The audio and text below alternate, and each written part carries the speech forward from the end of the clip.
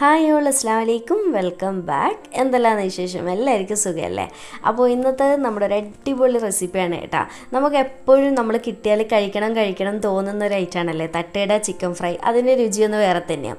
അപ്പോൾ നിങ്ങൾക്ക് ഇതുവരെ തട്ടുകട ചിക്കൻ ഫ്രൈ വീട്ടിൽ തയ്യാറാക്കിയിട്ട് റെഡി ആയിട്ടില്ല എന്നുണ്ടെങ്കിൽ ഈ ഒരൊറ്റ വീഡിയോ കണ്ടിട്ട് നിങ്ങൾ ഇന്ന് തന്നെ ഉണ്ടാക്കി കേട്ടോ. ശരിക്കും 100% ധൈര്യത്തിൽ ട്രൈ ചെയ്യാൻ പറ്റുന്ന ഒരു റെസിപ്പിയാണ്, പെർഫെക്റ്റ് റെസിപ്പിയാണ്. അപ്പോൾ നമുക്ക് പെട്ടെന്ന് തന്നെ വീഡിയോയിലേക്ക് പോയാലോ? വീഡിയോയിലേക്ക് പോകുന്നതിന് മുന്നേറ്റ് എനിക്ക് ചാനൽ ഇഷ്ടപ്പെടുന്നുണ്ടെങ്കിൽ പ്ലീസ് ഒന്ന് സബ്സ്ക്രൈബ് ചെയ്ത് സപ്പോർട്ട് ചെയ്യണേ.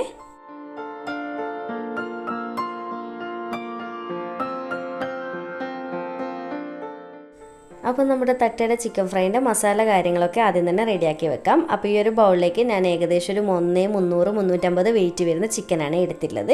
നല്ലപോലെ കഴുകി വൃത്തിയാക്കിയതിന് ശേഷം ഇതുപോലെ കുഞ്ഞു കുഞ്ഞു പീസായിട്ടാണ് കേട്ടോ തട്ടുകട ചിക്കൻ ഫ്രൈ കട്ട് ചെയ്തെടുക്കേണ്ടത്. പിന്നെ വീട്ടിൽ ചെയ്യുമ്പോൾ ഓരോരുത്തരുടെ ഇഷ്ടത്തിനനുസരിച്ച് ചെയ്തെടുക്കാം. പക്ഷേ ഞാനിതിപ്പോൾ വീഡിയോക്ക് ചെയ്യുന്നത് കൊണ്ട് തന്നെ ഇതിൻ്റെ ലെഗ് പീസ് കാര്യങ്ങളൊന്നും കട്ടാക്കാതെ ഇതുപോലെ ഫുള്ളായിട്ട് തന്നെ എടുത്തിട്ടുണ്ട് കേട്ടോ. അപ്പോൾ എനിക്ക് ഫോട്ടോക്കൊക്കെ നല്ല ഭംഗി കിട്ടുമല്ലോ. ബാക്കി എല്ലാ പീസും കുഞ്ഞു കുഞ്ഞു പീസാക്കിയിട്ടാണ് കട്ട് ചെയ്തെടുത്തിട്ടുള്ളത്. അങ്ങനെയാകുമ്പോൾ ഒന്നുകൂടി ടേസ്റ്റാണ്.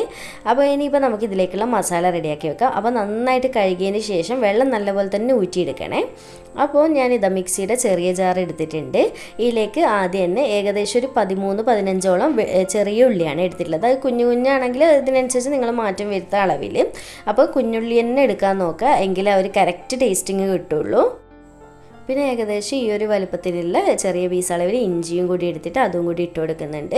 പിന്നെ ഒരു ബൾബ് വെളുത്തുള്ളി മൊത്തത്തിൽ എടുത്തിട്ടുണ്ട് കേട്ടോ, തൊലി കളഞ്ഞിട്ട് അതും കൂടി ഇട്ട് കൊടുക്കുന്നുണ്ട്. പിന്നെ ഇതിലേക്ക് 1 ടീസ്പൂൺ ഫെന്നൽ സീഡ്സ്, അതായത് വലിയ ജീരകയില്ലേ, അതും കൂടി ചേർത്ത് കൊടുക്കുന്നുണ്ട്. 1 ടീസ്പൂണാണേ.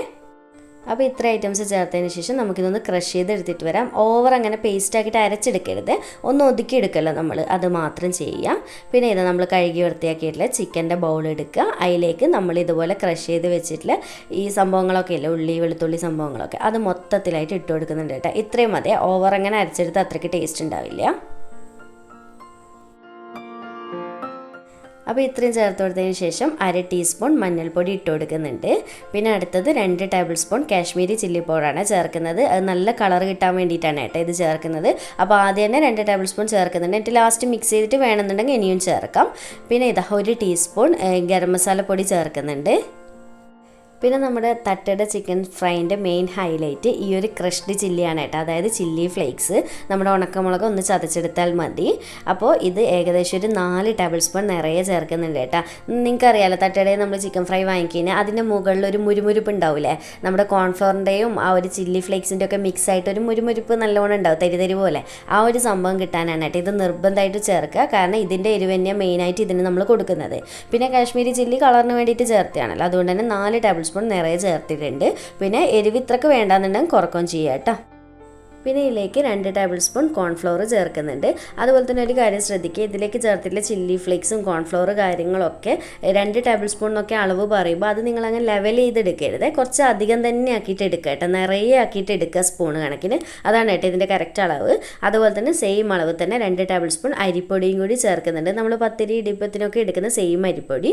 പിന്നെ 1 മുട്ടയും കൂടി പൊട്ടിച്ചൊഴിച്ച് കൊടുക്കുന്നുണ്ട്. അതുപോലെ തന്നെ പാകത്തിനുള്ള ഉപ്പ് ചേർത്ത് കൊടുക്കുക, ചിക്കനിലേക്ക് വേണ്ടുന്ന ഉപ്പും കൂടി ചേർക്കുന്നുണ്ട്. ഇനിയിപ്പോൾ ലാസ്റ്റ് അരക്കപ്പിൽ കുറച്ച് കുറവായിട്ട് തൈര് ചേർത്ത് കൊടുക്കുന്നുണ്ട്. തൈര് ഇഷ്ടമില്ല എന്നുണ്ടെങ്കിൽ സ്കിപ്പ് ചെയ്യാം കേട്ടോ, പക്ഷേ ഉണ്ടെങ്കിൽ ഒന്നുകൂടി നന്നായിട്ട് കിട്ടും നമുക്ക്. പിന്നെ പുളിക്ക് ആവശ്യമായിട്ടുള്ള വിനീഗർ അല്ലെങ്കിൽ ചെറുനാരങ്ങ നീര് ചേർത്ത് കൊടുക്കുക. ഞാൻ ആദ്യം തന്നെ 1 ടീസ്പൂൺ ചേർക്കുന്നുണ്ട്, പിന്നെ ലാസ്റ്റ് വേണമെന്നുണ്ടെങ്കിൽ കുറച്ചുകൂടി ചേർക്കാം.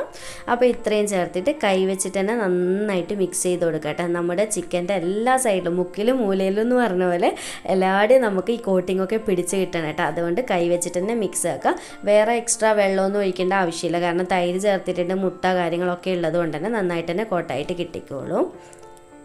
അതുപോലെ തന്നെ ഉപ്പ് കുറവായിട്ട് തോന്നുകയാണെങ്കിൽ ഉപ്പ് ഇടുക, പുളിക്ക് ആവശ്യമായിട്ട് വിനീഗർ ഒഴിച്ച് കൊടുക്കാം. പിന്നെ കളർ കുറവായിട്ട് തോന്നുകയാണെങ്കിൽ കുറച്ചുകൂടി കാശ്മീരി ചില്ലി ചേർത്ത് കൊടുക്കാം. പിന്നെ നമ്മുടെ തട്ടുകടയിലെ ചിക്കൻ ഫ്രൈ എന്ന് പറയുമ്പോൾ അറിയാമല്ലോ, അത്യാവശ്യം ഫുഡ് കളറൊക്കെ ചേർക്കും. അതുകൊണ്ട് തന്നെ അതിന് ഭയങ്കര ഒരു കളറായിരിക്കില്ല ചില തട്ടുകടയിൽ നിന്ന് വാങ്ങിക്കുമ്പോൾ. പക്ഷെ നമ്മൾ വീട്ടിൽ ചെയ്യുന്നതല്ലേ, മക്കൾക്കൊക്കെ കൊടുക്കുന്നതുകൊണ്ട് അതൊന്നും ഇടാതാണ് കൂടുതൽ നല്ലത്. ഹെൽത്തി ആയിട്ട് ചെയ്യാൻ നോക്കുക. അപ്പോൾ ഇതുപോലെ കൈകൊണ്ട് നന്നായിട്ട് മിക്സാക്കുക. സ്പൂൺ യൂസ് ചെയ്യരുത് കേട്ടോ, അപ്പോൾ നന്നായിട്ട് കിട്ടില്ല. കാരണം നമ്മുടെക്ക് ഇത് ഫ്രൈ ചെയ്ത് കഴിഞ്ഞാൽ ആ ഒരു മുരുമുരിപ്പോട് കൂടി ക്രിസ്പായിട്ട് കിട്ടണമെങ്കിൽ നമ്മുടെ ഈ കൈ കൊണ്ട് തന്നെ കോട്ടിങ് നന്നായിട്ട് ചിക്കനിലേക്ക് പിടിച്ച് കിട്ടണം, എങ്കിലേ ആ ഒരു കറക്റ്റ് ടെക്സ്ചറിൽ കിട്ടുള്ളൂ. അപ്പോൾ ഇതാ നമ്മൾ മൊത്തത്തിൽ ഇതുപോലെ മസാലയൊക്കെ റെഡിയാക്കി വെച്ചിട്ടുണ്ട്. അപ്പോൾ ഉപ്പൊക്കെ ചെയ്ത് നോക്കിയിട്ട് ചെക്ക് ചെയ്തിട്ട് എല്ലാം ഫൈനൽ ചെയ്യണേ ഈ ഒരു ടൈമിൽ. അപ്പോൾ ഞാൻ 1 ടേബിൾ സ്പൂൺ കൂടി കാശ്മീരി ചില്ലി ഇട്ടിട്ടുണ്ട് കേട്ടോ, കുറച്ചൊരു കളർ കുറവായിട്ട് തോന്നിയതുകൊണ്ട്. ഇപ്പോൾ നല്ല ഭംഗിയിൽ സെറ്റായിട്ടുണ്ട്. ഇനിയിപ്പോൾ ഇതുപോലെ എല്ലാം ഒന്ന് ലെവൽ ചെയ്തിട്ട് നമുക്ക് നന്നായിട്ട് അടച്ച് വെച്ചിട്ട് ഫ്രിഡ്ജിൽ സൂക്ഷിക്കാം.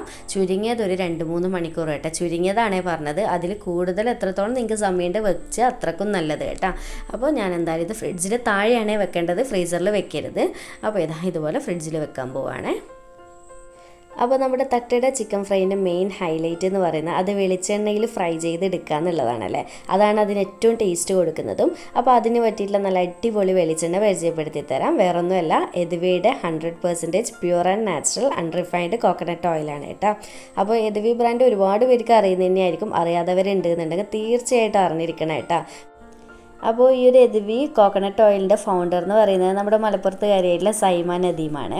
അപ്പോൾ ഈ ഒരു വെളിച്ചെണ്ണ ശരിക്കും നിങ്ങൾക്ക് 100% ധൈര്യത്തിൽ വാങ്ങിച്ച് യൂസ് ചെയ്യാം. വേറൊന്നും കൊണ്ടല്ല, നമ്മുടെ നാട്ടിൽ ഒരുപാട് വെളിച്ചെണ്ണകൾ അവൈലബിൾ ആണല്ലേ. പക്ഷേ അതിൽ നിങ്ങൾക്ക് ഏതെങ്കിലും പേരെടുത്ത് പറയാൻ പറ്റുമോ? മായം ചേർക്കാതെ വെളിച്ചെണ്ണ എത്ര എണ്ണം ഉണ്ട്, ഏതാ അതിൻ്റെ ബ്രാൻഡ്, എന്തെങ്കിലും നിങ്ങൾക്ക് പറയാൻ പറ്റുമോ? അങ്ങനെ അറിയുന്നവരുണ്ട് എന്നുണ്ടെങ്കിൽ ഒന്ന് കമൻറ്റ് ചെയ്യട്ടോ.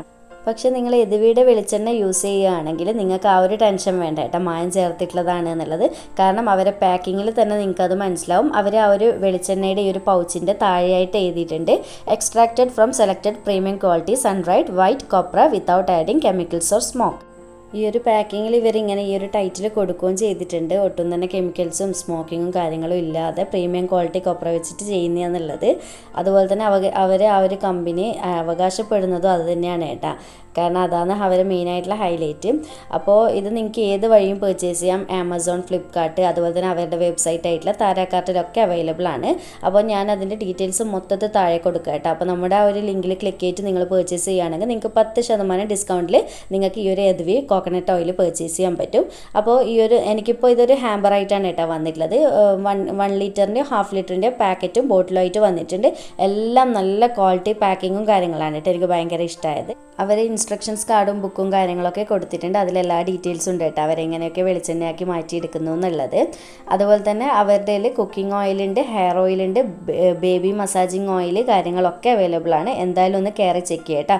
നമ്മുടെ ലിങ്കും കാര്യങ്ങളൊക്കെ ആമസോണിൻ്റെ അവരുടെ വെബ്സൈറ്റ് താരാക്കാർട്ടിൻ്റെ ഒക്കെ ലിങ്കും കാര്യങ്ങളൊക്കെ ഞാൻ താഴെ കൊടുക്കുക, പിണ്ട് കമൻറ്റായിട്ടൊക്കെ. അപ്പോൾ അതിൽ കയറിയിട്ട് പർച്ചേസ് ചെയ്യുകയാണെങ്കിൽ നിങ്ങൾക്ക് 10% ഡിസ്കൗണ്ടിൽ എല്ലാ സാധനങ്ങളും വാങ്ങിക്കാൻ പറ്റും.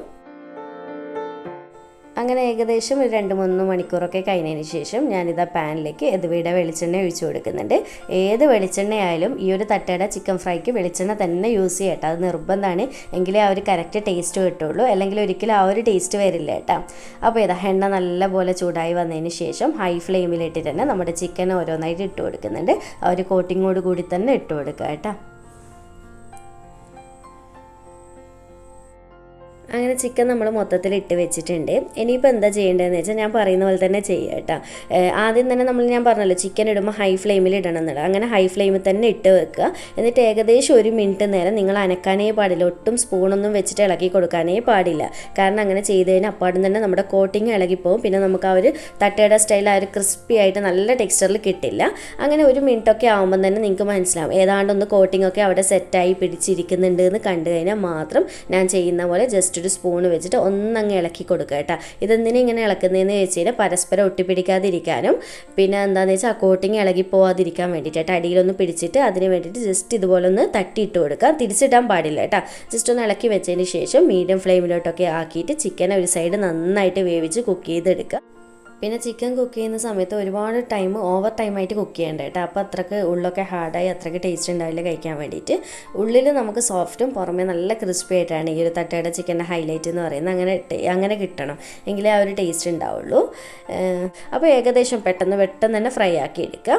അങ്ങനെ നല്ലപോലെ ഒരു സൈഡങ്ങ് വെന്ത് മൊരിഞ്ഞ് സെറ്റായി എന്ന് കണ്ടു കഴിഞ്ഞാൽ അതങ്ങ് തിരിച്ചിട്ട് കൊടുക്കുക കേട്ടോ.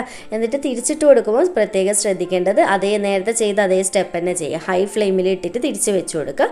എന്നിട്ട് ഏകദേശം 1 മിനിറ്റ് നേരം ഒന്ന് സെറ്റായി കഴിഞ്ഞ് കഴിഞ്ഞാൽ മാത്രം ഫ്ലെയിം മീഡിയത്തിലോട്ടേക്ക് ആക്കിയിട്ട് മാറ്റിയിട്ട് നന്നായിട്ട് വേവിച്ചെടുത്താൽ മതി.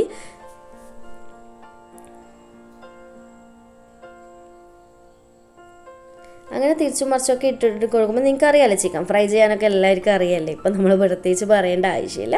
അപ്പോൾ ഏകദേശം കുക്കായി എന്ന് കണ്ടു കഴിഞ്ഞാൽ എണ്ണയിൽ നിന്ന് കോരിയെടുക്കുക, അത്ര മാത്രമേ പരിപാടിയുള്ളൂ. അപ്പോൾ ഇതിന് നന്നായിട്ട് വെന്ത് വരട്ടെ.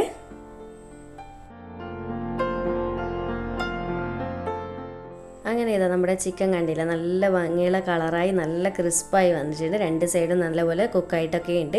ഇനി നമ്മൾ എണ്ണയിൽ നിന്ന് കോരി എടുക്കുന്നുണ്ട്. ഏകദേശം 1 മിനിറ്റ് മുന്നേ ആയിട്ട് ഇതിലേക്ക് കുറച്ചധികം കറിവേപ്പിലയും അതുപോലെ തന്നെ പച്ചമുളക് നീളത്തിൽ ഇതുപോലെ കീറിയിട്ട് ഇട്ട് കൊടുക്കുന്നുണ്ട് കേട്ടോ. ഇത് രണ്ടും എന്തായാലും ഇടണേ, മസ്റ്റായിട്ട് മറക്കരുത്. കാരണം ഇതും കൂടി വന്നാലേ അവർ കറക്റ്റ് ടേസ്റ്റിങ് കിട്ടുള്ളൂ. എന്നിട്ട് ജസ്റ്റ് ഒന്ന് പതുക്കെ ഇളക്കി കൊടുക്കുക. കറിവേപ്പിലയും പച്ചമുളക് ഒന്നങ്ങ് മൊരിഞ്ഞ് വന്നു കഴിഞ്ഞാൽ എല്ലാം കൂടി ഒന്നിച്ചങ്ങ് കോരി എടുത്താൽ മതി കേട്ടോ, ചിക്കൻ അടക്കം.